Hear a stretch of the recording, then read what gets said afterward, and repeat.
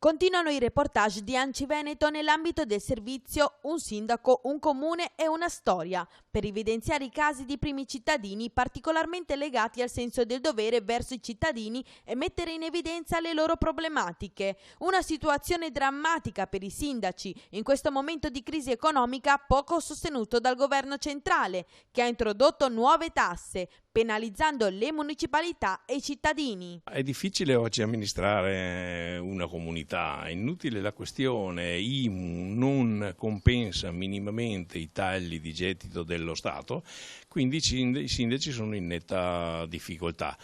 Bisogna che a livello nazionale si facciano effettivamente delle scelte precise in senso federalista, tot va ai comuni e questa è la tassazione locale, tot va allo Stato e questa è la tassazione nazionale, non un miscuglio come l'attuale situazione. A mali estremi, estremi rimedi. Sulla situazione attuale il presidente di ANCI Veneto, Giorgio Dal Negro, ha proposto un rimedio drastico al presidente dell'ANCI nazionale, Graziano Del Rio. I toni sono inevitabilmente forti, visti gli evidenti problemi. Basta le spese folli della politica, ci vuole equità in generale nella distribuzione dei sacrifici. Io ho detto al presidente nazionale, e mi pare di essere anche condiviso, che è inutile che andiamo avanti con tutta una serie di manifestazioni che poi alla fine si riducono a pagliacciate, almeno pagliacciate per noi, perché non si riesce ad ottenere alcunché.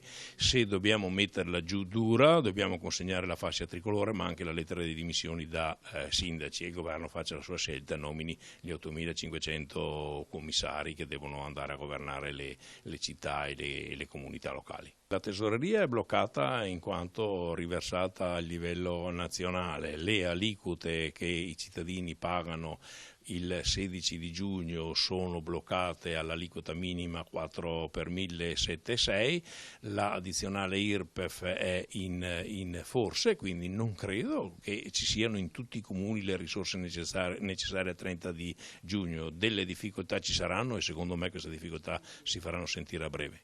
Nella sede di Rubano, in provincia di Padova, la seconda parte del servizio di reportage ha visto protagonista il sindaco di Casalserugo, Elisa Venturini, che ha dovuto affrontare la disastrosa alluvione che nel 2010 ha colpito il suo e i tanti altri comuni veneti, causando milioni di danni e tanta disperazione tra i cittadini.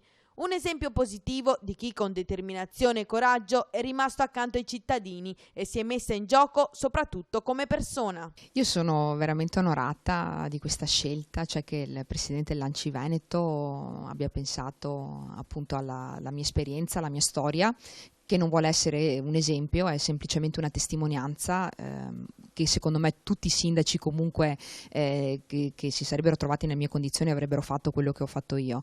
È stata un'esperienza difficile dal punto di vista umano, è stata anche molto impegnativa e sono contenta, ecco, che venga valutata la fatica e l'impegno che c'è stato. Un po' come tutti i comuni italiani in questo momento siamo in sofferenza perché i tagli dei trasferimenti statali comportano meno risorse in entrata e bisogna recuperarle da qualche altra parte e lo Stato ha previsto che le entrate siano tasse tipo l'IMU o un aumento dell'addizionale IRPEF. È chiaro che il sindaco non si trova certo a cuor leggero nel decidere che tipo di aliquote applicare, nel caso sia dell'IMU o dell'addizionale, perché capiamo la situazione, perché anche noi siamo dei cittadini e sappiamo bene in che momento storico stiamo vivendo. Ci rendiamo conto della situazione e anche su quel fronte cerchiamo nel limite del possibile, perché non abbiamo neanche grandi disponibilità economiche come comune, di dare comunque delle risposte. È necessario intervenire tramite le tasse, salvo non si stabilisca qualche altra entrata, cosa che a me farebbe molto piacere, perché si troverebbe quindi qualche altra forma anziché vessare i cittadini. Le ultime parole vanno a chi ci governa per far sì che a pagare questa crisi non siano sempre i cittadini, ma chi ha portato il paese in questa fase critica. Che si cambi prospettiva, perché non è possibile continuare a tassare in questa maniera il cittadino, non è assolutamente possibile, bisogna puntare sui tagli nella pubblica amministrazione, tagli negli sprechi, tagli di tutte le cose che ormai risultano essere non più adeguate ai tempi.